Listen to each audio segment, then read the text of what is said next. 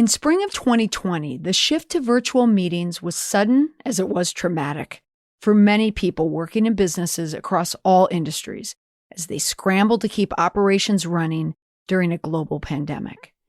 Rather than focusing on what worked best, many of us focused on what worked, period. The term Zoom firmly took hold in the lexicon, and suddenly every meeting was virtual. Now, here we are well over a year later, and most of us have a hang of the virtual meeting, don't we? Welcome to the Confident Communications Podcast, helping communicators find the right response at the right time and delivering it in the right place. Many people have nailed the virtual meeting, but many still have a ways to go. But there are many, too, who feel that virtual might just be on its way out. I feel otherwise, and so does my guest, Karin Reed. Karin Reed is an Emmy Award-winning broadcast journalist and on-camera spokesperson. She is the CEO and Chief Confidence Creator of Speaker Dynamics, a corporate communications training firm teaching business professionals how to be effective on-camera communicators. She has been quoted as a thought leader by various prestigious publications, including Inc. magazine, Fast Company, Investors Business Daily, and Tech Republic. Her most recent book, Suddenly Virtual, Making Remote Meetings Work, written with meeting scientist Dr. Joseph Allen, was adopted in the curriculum of the Graduate School of Business at Stanford. And it's also the basis of our interview. Take a listen. Karin, I feel as if I should have had this interview about a year ago in April 2020, the summer of 2020. But I'm happy about our timing because I did ask this question to myself. I posed to myself, are virtual meetings here to stay or are they going away? What is your take on that? Well, first of all, I've had many people say the same thing to me, Molly. I wish I talked to you a year ago, but people weren't ready to hear it a year ago, very honestly, because I think everybody was thinking this is going to be something that is a Band-Aid. This is temporary. We're just going to have to deal with these virtual meetings until we can get back to face-to-face interactions. But what we're seeing now is a great transition to hybrid work. And if you can envision having a meeting with all these people working in various places, say you've got some people who come back to the brick and mortar office, some people who decide to stay home, some who decide to work, in a different location. All of these folks still need to be talking to each other at the same time. And the only way to do that is through a virtual meeting platform. So I would say, yes, virtual meetings are going to be an important part of our corporate communication DNA from here on out, because hybrid, I think, is here to stay. At least that's what we're postulating right now, my co-author, Dr. Joseph Allen, and I. Well, Karin, if it means anything, I agree with you. I think they're here to stay as well. I think people are growing somewhat weary of having all of their meetings be virtual, but certainly I feel that they have found that there's certain immense benefits to using them. And one of the things back before you and I started recording, I was asking you about your television journalism career because you were in New England at WJR and I was in Boston, so I was quite familiar when you worked at that station. But I had heard from someone who I had worked with at NBC News that she believes that virtual interviews are here to stay as well. So if you could put your reporter hat back on for a moment, your anchor hat, how do you think it impacted the news industry? And what do you think is going to happen there? What I found most interesting was how people who are in the business, that I was in for many, many years, were also equally as flummoxed by this environment as those who never appeared on camera. I remember one of the first interviews I did, Molly, after the book came out was with a local TV station. It was actually a local NBC affiliate. And in the lead up to the interview before we went live, the anchor said, "I'm so glad I'm talking to you because I just have no idea what to do whenever I'm, reporting from home with my background." I'm like, "What do you mean you don't know what to do? You've lived in this." But We have all in the TV news business relied upon a big production crew that has helped us to have perfect lighting, perfect background, perfect audio. We haven't had to think about this stuff because it's been taken care of for us by others. But now we're all on camera. And we all have to be our own production crews without the professional expertise. So one of the things that I've been helping people to do is just understand how to, what I call, elevate your personal production value. And that's just how you show up on webcam, because it's really important. Not only is it protecting your personal brand, it's also protecting your corporate brand, but more than anything else, it's showing respect for your conversation partner.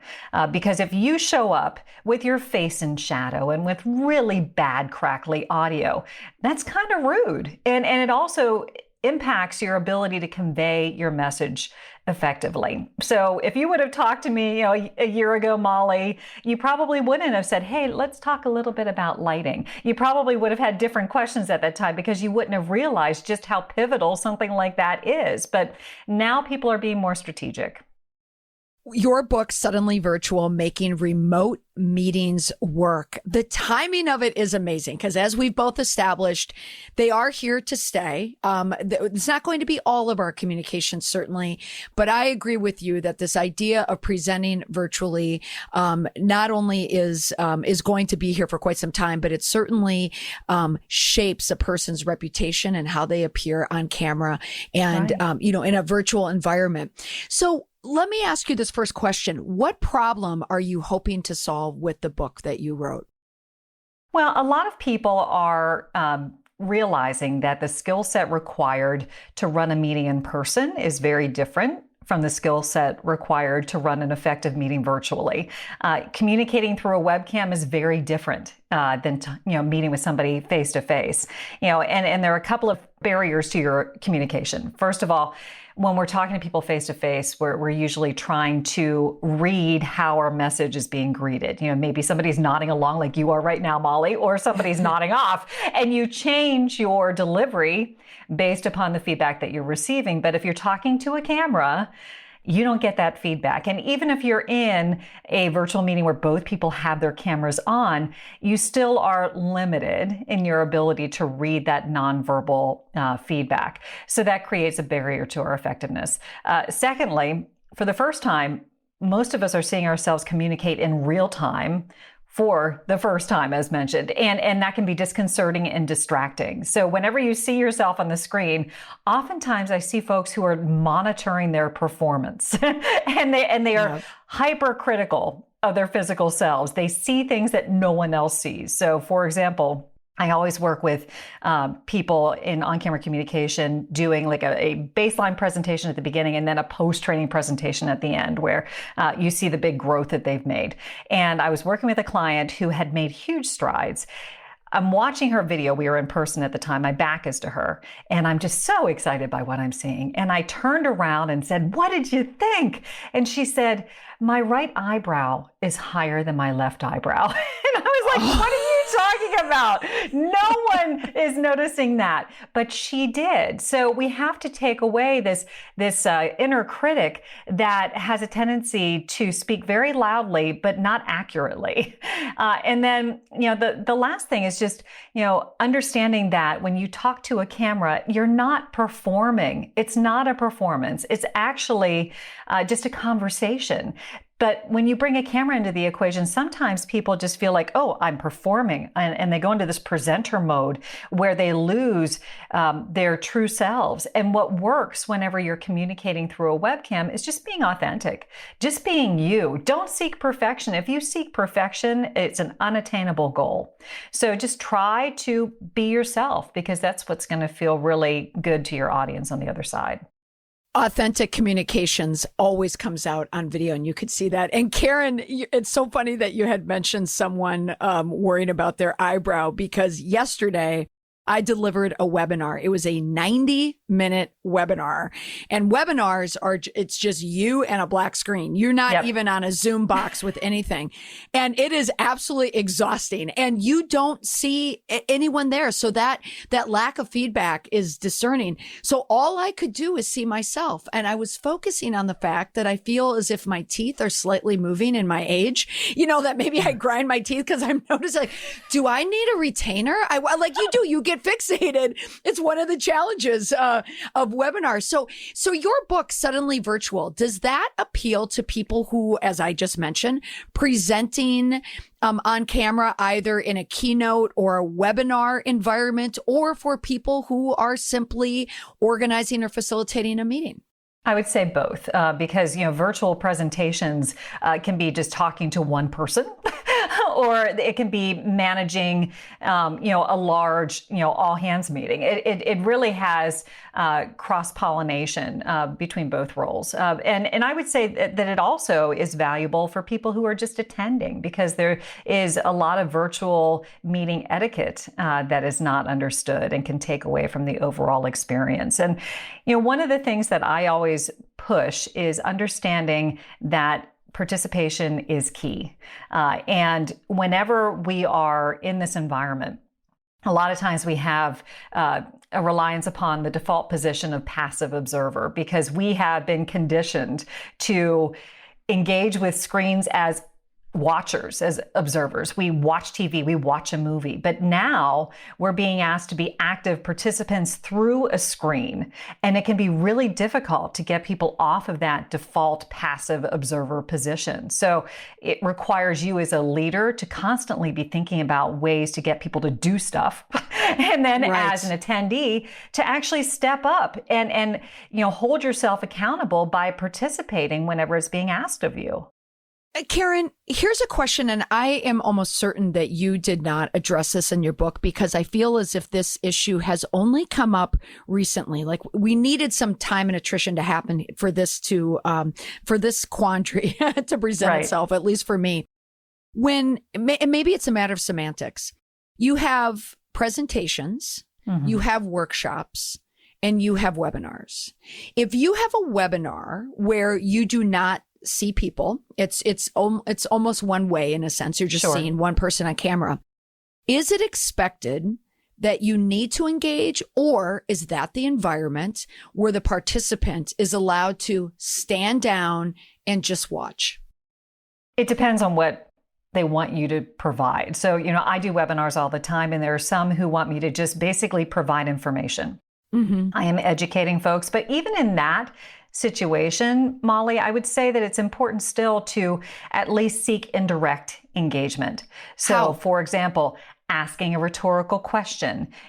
Imagine that you are in this scenario. Think back to a time when this happened to you, because then that gets them at least engaged and involved in your content.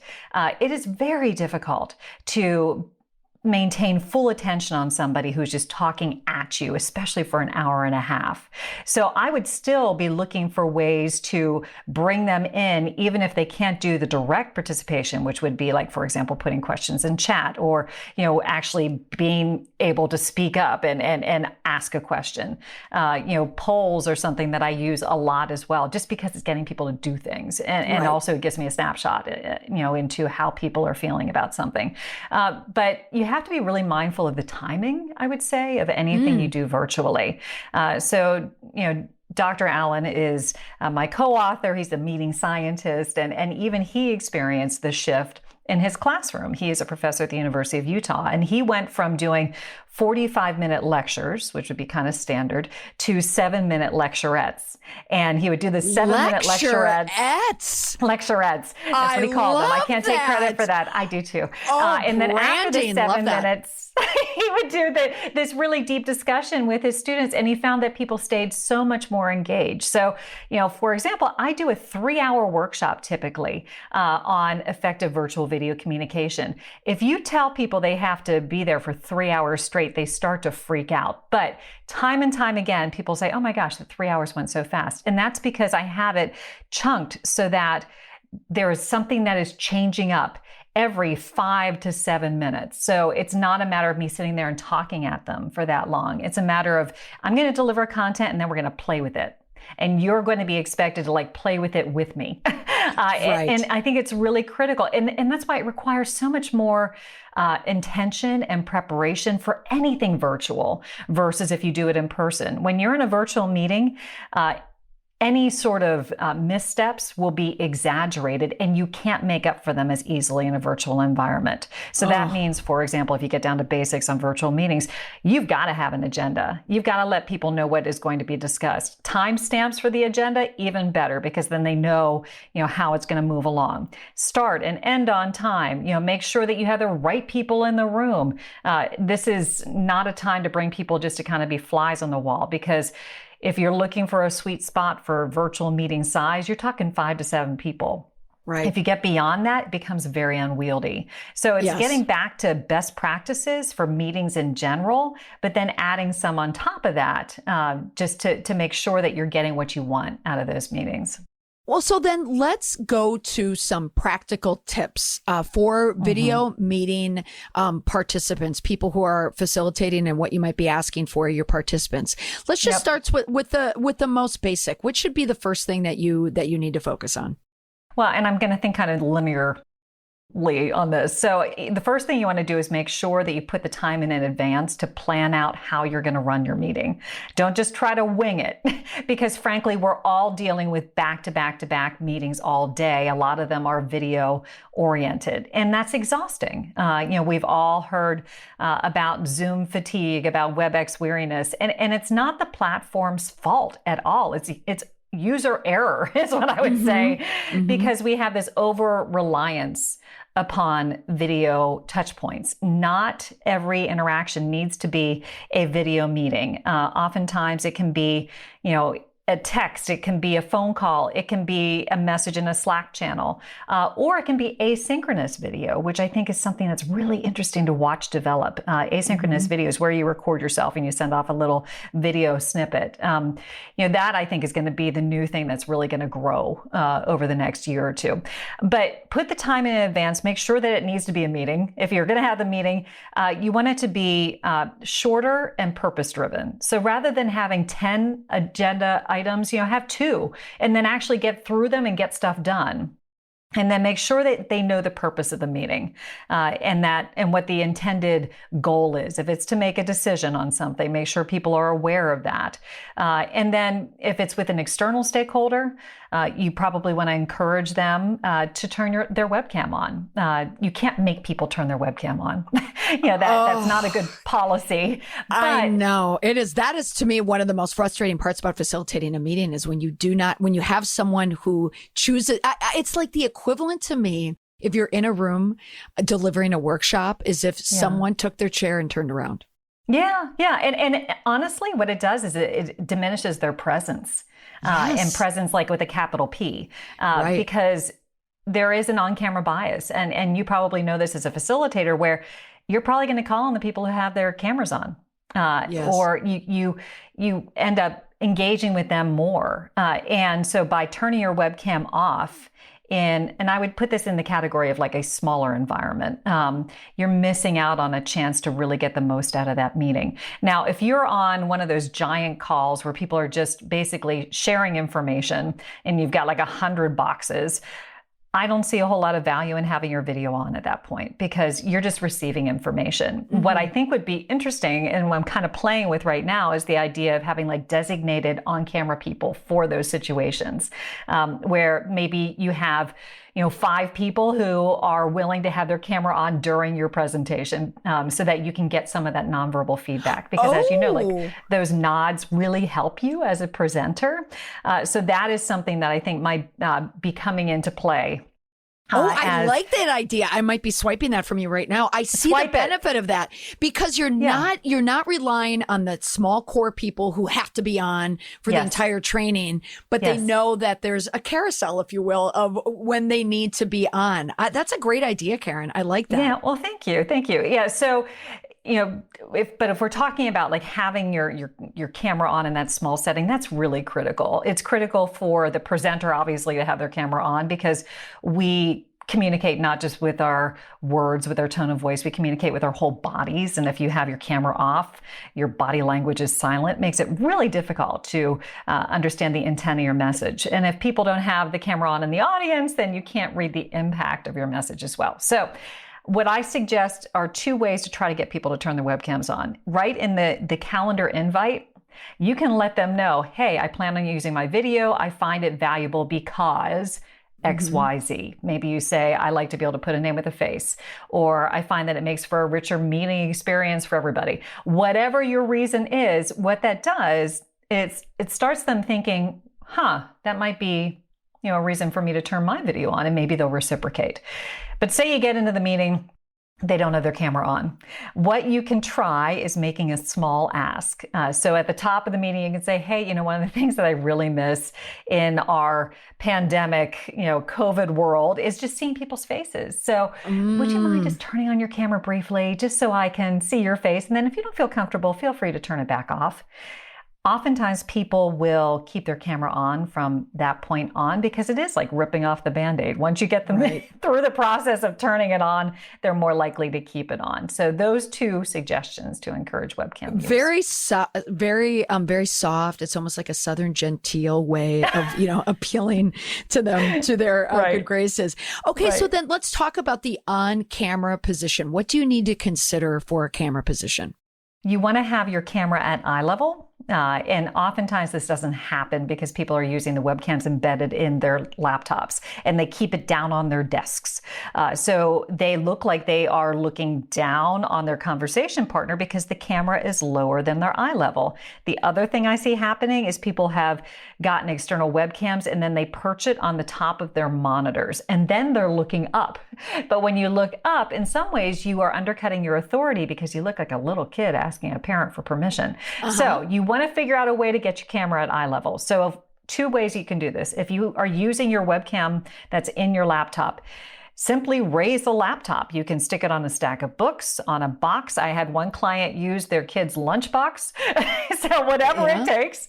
The other thing that you can try is if you have an external webcam, put it on a desktop tripod and then situate it so that it is at eye level. And the key is if you're navigating between a screen and between the camera itself, you want to have as little space between those 2 as possible because the difference in eye line can be vast, appear vast, from an audience perspective if you don't. I saw a television interview just this week. They were interviewing a superintendent from a school, and he was presenting his case on a laptop on his desk, and all we could see was the top of his head and a vent on the ceiling. I thought, isn't there some person in an outer room that is watching this just come in and say, put your laptop up? Okay. So we've talked about the presence. Let's move on to the lighting. Okay. So you want to make sure you focus on front lighting. So your ability to convey information via body language is limited by the size of your screen. So you want to ensure that what you can convey through nonverbals is easily read. And the best way to do that is to ensure that your face is well lit. So don't rely just upon overhead lighting because you're likely to get shadows around your eyes. It impedes your ability to make good eye contact, which is the best way to build trust and believability. You want to make sure that your face is well lit from the front. So that can be as simple as facing a window. Do not have the window behind you. Yes. Backlighting is bad. Typically, you'll end up looking like you're in silhouette in the witness protection program. But if you are facing a window, that's usually very even. It is sometimes filtered, depending on, like, as long as it's not like streaming in at you, having, just natural light from outside is very flattering. But if you are meeting with somebody in the evening, or early morning, then you probably need some sort of artificial light source. So grab a lamp or 2 from your home and situate it with one on either side of your camera so that you don't have any shadows on either side of your face. Is there any, from your years working as an anchor in television news, is there any type of makeup tip or any type of any tip from those days that still apply today in a virtual environment? It definitely does. But I think I want to caution people about thinking that they have to go and learn how to be a makeup artist. You don't need to. I mean, the key is just to make sure, for one thing, that you take away the shine because that can be distracting. So, a good facial powder works great. I'm going to share with you a tip for guys because most of them will be like, I'm not going to wear powder on my face. But there's actually a matte gel that you can get. It's made by MAC, M-A-C. That is applied with a little sponge and you dab it on. It is clear and it absorbs the light rather than reflecting it. It's actually a French name and I cannot pronounce it accurately, so I'm not even going to attempt, but it is this matte gel that you can apply. Nobody will know you're wearing it. There's no color to it, but it takes away the shine. And I was working with a client yesterday who has he doesn't have a whole lot of hair. Okay. he has the similar hairstyle to my husband. And he was worried because his light was really reflecting off his head. And I told him about it. He's like, I think that's fantastic. So he's excited about it. So I thought I would share it with you as well. If you do want to focus on, certain makeup tricks that are kind of tried and true, I'd say focus on your eyes. Sometimes our eyes tend to disappear when we're on camera, and probably focus on your lips. Oh, those are fantastic tips. Well, I'm going to investigate. I'm going to find that MAC gel and I'm going to include a link in the show notes because I'm interested in finding it. Okay, I'll send it to well. you so you don't even have to search it. I have it. I just can't pronounce it. Oh, good. All right. Thanks, Karin. So anyone who wants that, especially guys out there, I'll have a link in the show notes. And then finally, what about your voice? Your tone, how you use it. And then we can also get into audio as well. Well, vocal variety is one of the core tenets of my methodology, which is the MVPs of on-camera success, which is the mental mindset, vocal variety, and physical factors. So vocal variety takes on an even greater importance in a virtual setting because, as mentioned, you can convey information through your body language, but it's limited. So the way you deliver your message vocally takes on even greater importance. So there are 3 tools at your disposal. They are pitch, pace, and pausing. So pitch is all about your vocal range, how high your voice goes and how low your voice goes. And it's not like one is better than the other. We just all have our individual ranges, but you have to hit the highs and lows of your own individual vocal range to vocally highlight what is important for your audience to hear. Because if you just speak in a monotone and you don't change your pitch whatsoever, it'll just go in one ear and out the other because that becomes white noise. So you want to think about highlighting certain key words in order for your audience to pull it out, because otherwise it just will not resonate with your audience. So you can do that by, say, you're using notes. Underline those key words in your notes, and whenever you refer to them, that visual cue, that underlining, will probably prompt you to emphasize it, and often we emphasize by raising our pitch. Pacing, you have to be really deliberate in your pacing and remember what it feels like to receive your message. Sometimes when we present in this environment, we focus on just getting through our own agenda, our own content, and we're like a runaway train. But by the time we get to the end of our presentation, we may have lost all of our passengers.